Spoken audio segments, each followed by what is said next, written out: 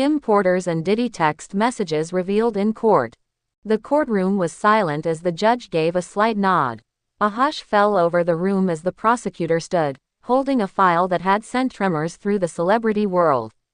This wasn't just another day in court. Today, the curtains were pulled back on one of hip-hop's most enigmatic and controversial relationships, Sean, Diddy, Combs and the late Kim Porter. For years, the public had speculated about their love story, their breakups, reconciliations, and what really happened behind the glamorous Instagram posts and red carpet photos. But no one was prepared for what was about to unfold.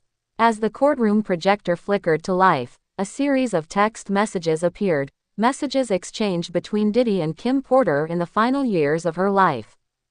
The messages weren't just text, they were emotion, memories, pain, and untold truths. These weren't scripted drama. This was real life. Raw, vulnerable. I still love you. I always have. This was one of the first messages that appeared. Diddy had sent it late at night, in 2016. Kim's reply came hours later. Love ain't enough if it hurts, Sean. The jury stirred slightly. The defense team shifted in their seats. In just 2 lines, an entire history was laid bare. Kim, the woman often referred to as Diddy's soulmate, had long been considered the silent strength behind the mogul.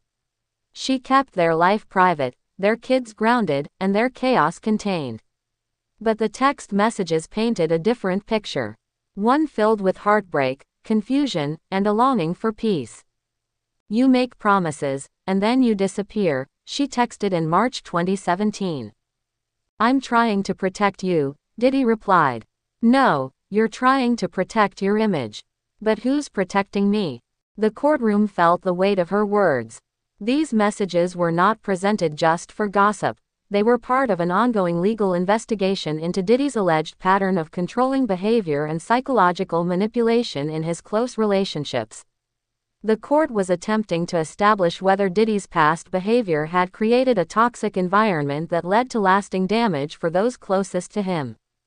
The texts also showed a different side of Diddy, vulnerable, sometimes remorseful, often desperate to regain Kim's trust. I see our boys in you every day. You're my heartbeat, Kimmy. I can't breathe when you're distant. And yet, the sweetness was often interrupted by volatility. In one conversation, Kim confronted him about a late-night party where she was excluded. You said we were building something again. Then I see you with 3 models at 2 a.m. What am I supposed to believe? Believe that you're still the only one I think about when the noise is gone, he answered. But the noise never stops, Sean. It became clear that Kim was torn. There were moments of warmth, even flirtation. Messages where she talked about missing their old days, before the fame, before the empire, before the chaos. But then there were chilling texts. Sometimes I feel like I'm being watched, even when I'm alone. And you always know where I am. That's not love.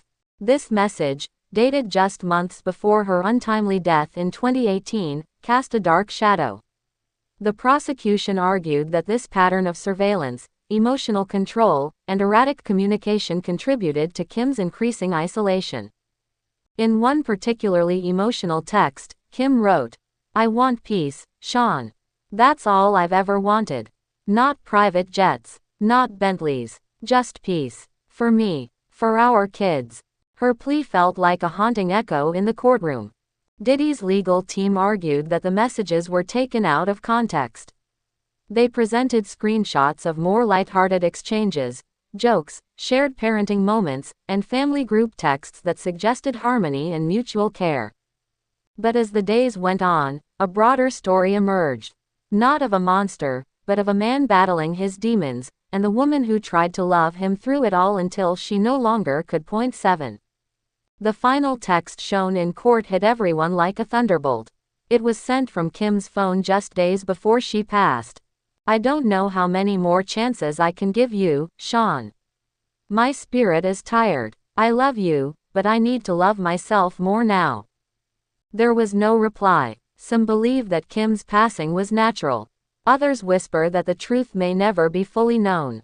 But through these text messages, Kim Porter's voice rang louder than ever before. She was not just the mother of Diddy's children. She was not just a model, or a muse, or a side character in a hip-hop saga. She was a woman who loved deeply, hurt silently, and fought for her dignity until the end. As court adjourned, the room stayed quiet for a moment longer than expected. No one moved. The weight of the words, so personal, so private, had filled the space with something no verdict could erase. Whatever the court decides, the world now knows a little more about the real story behind the headlines. Kim Porter's truth, once hidden behind Hollywood smiles and industry silence, had finally found its voice.